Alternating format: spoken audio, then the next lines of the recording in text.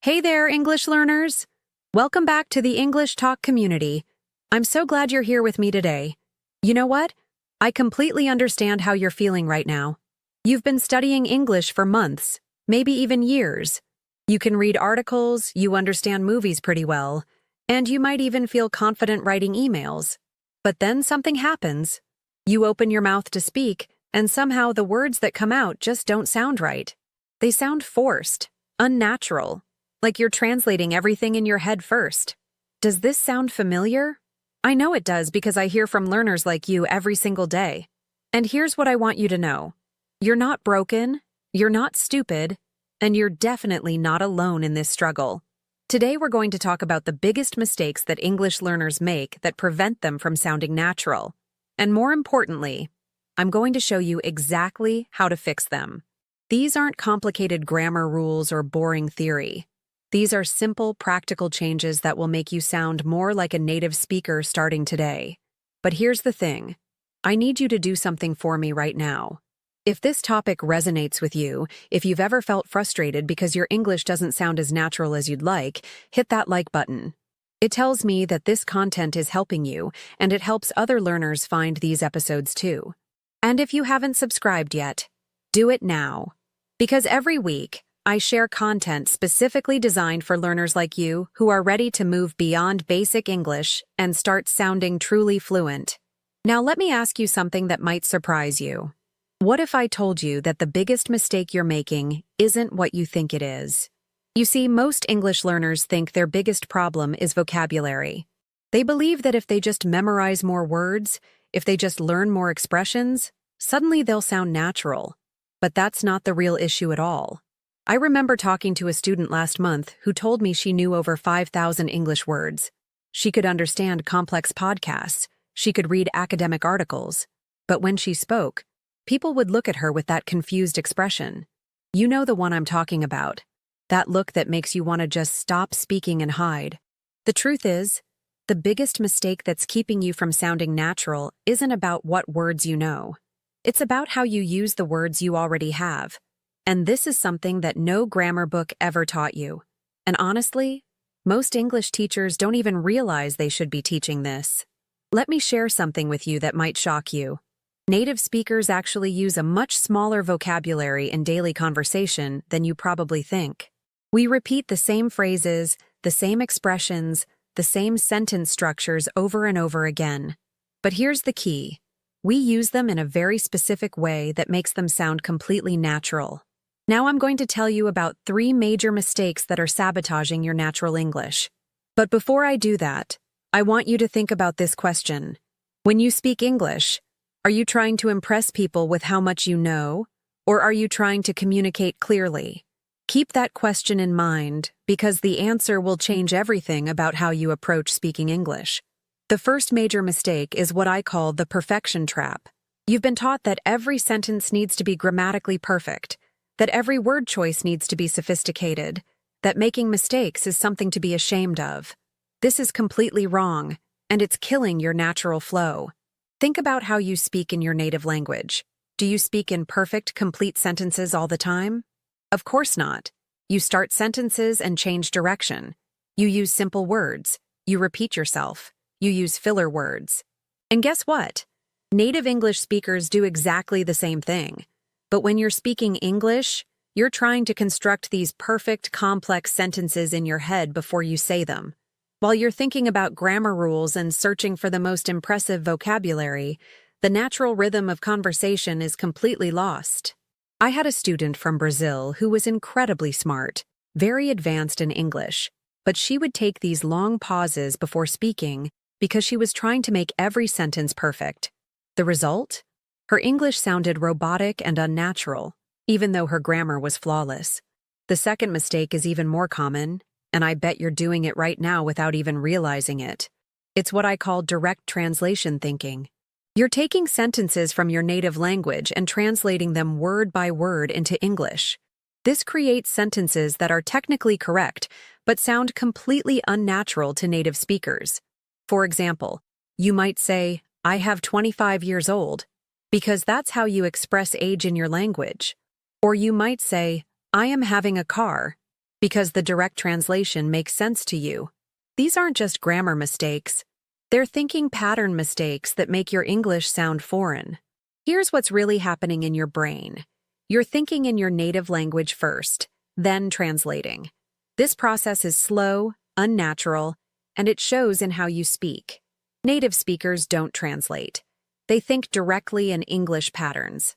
But here's something I want you to understand, and this is really important. This isn't your fault. You were never taught how to think in English patterns. You were taught grammar rules and vocabulary lists, but no one ever showed you how native speakers actually put sentences together in real conversation. The third mistake might be the most damaging of all, and it's something that even advanced learners struggle with.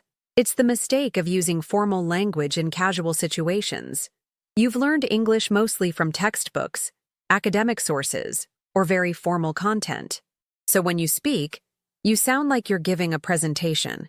Even when you're just having a casual conversation, you say things like, I would like to request, when you should just say, can I have? You say, I am very pleased to meet you, when nice to meet you would sound much more natural. You use complex sentence structures when simple ones would be perfect. This happens because you've been exposed to formal English much more than casual, conversational English. But here's the reality. Most of your English conversations will be casual. Most of the time, you want to sound friendly and approachable, not like you're reading from a business manual. Now, I know what you might be thinking right now. You might be feeling a little overwhelmed, maybe even a bit frustrated. You might be thinking, great, so I've been doing everything wrong this whole time? Stop right there. Take a deep breath. You haven't been doing everything wrong. You've been learning. You've been making progress. And everything you've studied so far has value. The problem isn't what you've learned. The problem is what you haven't been taught yet. And that's exactly what we're going to fix today. Because once you understand these patterns, once you start thinking differently about how English actually works, you're going to notice an immediate change in how natural you sound. But first, I need to tell you about something even more important than these 3 mistakes. There's something that ties all of these problems together, something that's probably affecting your English right now. That's something I was talking about? It's the fear of sounding stupid. And I know you feel it because every single English learner I've ever worked with has told me about this fear. You're in a conversation, and you want to say something. You have the idea, you know the general words you need, but then your brain starts this internal debate. Should I say it this way or that way? What if I use the wrong word? What if my grammar isn't perfect? What if they don't understand me? And while you're having this internal conversation, the moment passes. The topic changes. You stay quiet. And then you feel frustrated with yourself because you know you had something to contribute, but the fear held you back. Let me give you a real example of how this plays out in everyday situations. Imagine you're at a coffee shop and you want to ask if they have any pastries left. Your brain immediately starts overthinking. Should I say, do you have any pastries available? Or, are there any pastries remaining? Or, could you please tell me if you have pastries in stock? Meanwhile, a native speaker walks up and simply says, got any pastries? 3 words. Simple, natural, effective. This is what I want you to understand. Natural English isn't about using impressive words or complex grammar. It's about communicating clearly and efficiently, just like you do in your native language. Let me show you exactly what I mean with some practical examples you can use starting today. When you want to agree with someone, you probably say something like, yes, I agree with your opinion, or I think the same as you. But native speakers usually just say totally or exactly or that's so true. These simple responses sound much more natural and create better connections with people. When someone asks how you're doing, you might answer, I am very well, thank you for asking. This is polite, but it sounds formal. Native speakers typically say, pretty good, thanks, or can't complain, or even just good, how about you? These responses feel more genuine and conversational. Here's another situation that happens all the time. You're trying to remember something and you want to express that you're thinking. You might say, I am trying to remember, or please give me a moment to think. But native speakers usually say, let me think, or, what was it? Or even just, oh, right. These phrases show your thought process naturally. Now let's talk about one of the most common situations where learners struggle: making small talk. You know those casual conversations at work, at parties, or while waiting in line? These conversations have specific patterns that native speakers use automatically. For example, when someone mentions the weather, you don't need to say, "The weather is indeed quite pleasant today." You can simply say, "Yeah, it's nice out," or "Perfect day for it." When someone talks about their weekend plans, instead of saying, "That sounds like it will be very enjoyable," try, "That sounds awesome," or "Have fun." But here's what's really interesting. The most natural English often breaks traditional grammar rules. We say things like, "me too," instead of "I do too." We say "sounds good" instead of "that sounds good." We start sentences with "and" or "but" all the time, even though your English teacher probably told you never to do that. This is why textbook English often sounds unnatural in real conversations. Real English is more flexible, more relaxed, and honestly, much simpler than what you've been taught. Let me give you a practical example of how to fix the direct translation problem I mentioned earlier. If you're from a Spanish-speaking country, you might naturally want to say, "I have hunger," because that's how you express it in Spanish. But in English, we say, "I'm hungry." It's not about the grammar rule. It's about learning the English way to express that idea. Similarly, if you want to express that you like something a lot, you might say, "I like it very much," because that's the direct translation. But native speakers often say, "I love it," or "It's amazing," or "I'm really into it." These expressions carry more emotion and sound much more natural. Here's a conversation pattern that will immediately make you sound more natural. When someone tells you about a problem they're having, instead of saying, "That must be very difficult for you," try saying, "Oh no, that sucks," or "Ugh, I hate when that happens." These responses show empathy in a more natural way. And when someone shares good news with you, instead of "Congratulations on your achievement," say, "That's awesome," or "Good for you," or "No way, really." These reactions sound genuinely excited and engaged. Now I want to address something that might be bothering you right now. You might be thinking, "But won't I sound too casual? Won't people think I'm not educated or professional?" Here's the truth. Sounding natural doesn't mean sounding unprofessional. It means choosing the right level of formality for each situation. Yes, there are times when you need formal English, like in job interviews or business presentations. But most of your daily conversations should sound conversational, not like you're reading from a textbook. The key is learning when to adjust your level of formality. With friends, colleagues you know well, or in casual social situations, natural and relaxed English will actually make people like you more and want to talk with you more. But there's still one more crucial element that most learners completely miss, and it's probably the most important one for sounding truly natural. It's something that happens between the words, something that can completely change how people perceive your English level. That crucial element I'm talking about is rhythm and flow. And this might be the most eye-opening part of our conversation today because it's something you can start working on immediately. You see, English has a very specific rhythm, almost like music. Native speakers don't just say words, they flow from one word to the next in a particular way. They stress certain syllables, they connect words together, and they use pauses strategically. This rhythm is what makes English sound natural, and it's completely different from the rhythm of your native language. I know this might sound complicated, but stay with me because I'm going to make it really simple for you. Think about how you feel when you're listening to your favorite song. Even if you don't understand every single word, the rhythm carries you along. You feel connected to it. That's exactly what happens when you speak English with natural rhythm. People feel more connected to what you're saying, even if your vocabulary isn't perfect. But here's what most learners do instead. They speak English with the rhythm of their native language. Every word gets equal stress. Every syllable is pronounced clearly, and there are pauses in the wrong places. The result? Even when your grammar is perfect and your vocabulary is advanced, something still sounds off. Let me give you some examples of how this works in practice.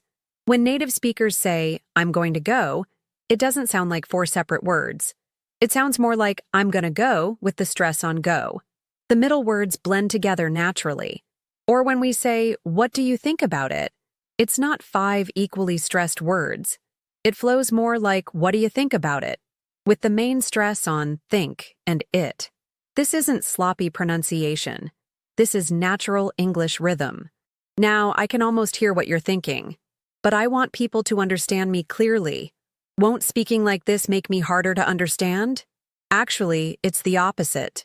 When you use natural English rhythm, native speakers understand you more easily because their brains are programmed to expect English to sound a certain way. When your rhythm matches their expectations, comprehension becomes effortless. I had a student from Germany who spoke English with perfect grammar and extensive vocabulary, but she stressed every single syllable equally. People would often ask her to repeat herself, not because her words were wrong, but because the rhythm felt unnatural to their ears. Once she started working on English rhythm, connecting words naturally and stressing the right syllables, people stopped asking her to repeat herself. Her message became clearer, even though she was actually pronouncing fewer sounds distinctly. This brings me to another important point about natural English. We're actually quite lazy speakers. We take shortcuts all the time. We drop sounds, we blend words together, we use contractions constantly. And this isn't bad English. This is how English naturally works. For example, instead of saying, "I do not know," we say, "I don't know." Instead of "What are you doing?" we often say, "What you doing?" Instead of "going to," we say "gonna." These aren't mistakes. These are natural patterns that make English flow better. But here's what I really want you to understand, and this is probably the most important thing I'll tell you today. You don't need to master all of these patterns to sound more natural. You just need to start noticing them and gradually incorporating a few of them into your speech. Start with the most common ones. Use contractions like I'm, your, don't, can't. These small changes will immediately make your English sound more conversational. Connect simple words like kind of becoming kinda or a lot of becoming a lotta. But beyond the technical aspects, there's something even more fundamental that affects how natural you sound. It's your confidence level and how comfortable you feel with making mistakes. I've noticed something fascinating over my years of teaching. Students who are willing to make mistakes, who prioritize communication over perfection, always end up sounding more natural faster than students who try to speak perfectly from the beginning. You know why? Because natural speech includes mistakes, self-corrections, and imperfect moments. When you're so focused on avoiding mistakes that you speak very carefully and slowly, you actually sound less natural, not more. Think about it this way. In your native language, do you speak perfectly all the time? Of course not. You sometimes start a sentence and change direction. You sometimes use the wrong word and correct yourself. You sometimes pause to think of what to say next. This is normal human communication. The same thing should happen when you speak English. It's okay to say, "What I mean is," when you want to clarify something. It's okay to say, "Actually, let me rephrase that," when you realize you could express something better. These phrases actually make you sound more natural and more confident. Here's a mindset shift that changed everything for one of my students from Japan. Instead of trying to impress people with perfect English, she started focusing on connecting with people through genuine communication. She stopped worrying about using sophisticated vocabulary and started using simple, clear expressions with natural rhythm and flow. The result? People started commenting on how much they enjoyed talking with her. They said her English was so natural and easy to understand. But here's the interesting part. She was actually using simpler vocabulary than before. What changed was her approach, her rhythm, and her willingness to sound conversational rather than academic. This is what I want for you too. I want you to experience that moment when someone says, "Wow, your English is so natural," or "I forgot you weren't a native speaker." These moments are absolutely possible for you, and they're closer than you think. But there's one final element we need to address, something that ties everything together and will determine whether you actually start sounding natural or continue struggling with the same problems. That final element is practice, but not the kind of practice you've been doing. Most English learners practice by reading grammar books or doing vocabulary exercises. But to sound natural, you need to practice thinking in English patterns and speaking with natural rhythm. Let me close all the loops we opened today. Remember when I asked if you were trying to impress people or communicate clearly? The answer should always be communication. Natural English prioritizes being understood over being impressive. Remember the 3 major mistakes we discussed? The perfection trap, direct translation thinking, and using formal language in casual situations. All of these problems come from the same root cause. You're not thinking in English patterns yet. And remember that crucial element about rhythm and flow? This is what separates learners who sound natural from those who still sound foreign, even with perfect grammar. Here's your action plan starting today. First, listen to casual English conversations, podcasts, or shows, and notice the rhythm. Don't focus on understanding every word. Focus on how the words flow together. Second, start using simple contractions and common phrases in your daily English. Replace "I do not know" with "I don't know." Replace "that is very good" with "that's awesome." Third, give yourself permission to make mistakes and sound conversational rather than perfect. Your goal is connection, not perfection. Now, I need you to do something for me. If this episode helped you understand why your English might not sound as natural as you want, and if you're ready to start making these changes, hit that like button right now. Share this episode with another English learner who needs to hear this message. And here's my challenge for you. For the next week, focus on just one thing from today's episode. Pick one natural phrase, one contraction, or one rhythm pattern and use it consistently. You'll be amazed at the difference it makes. Keep practicing, keep improving, and remember, natural English is absolutely within your reach.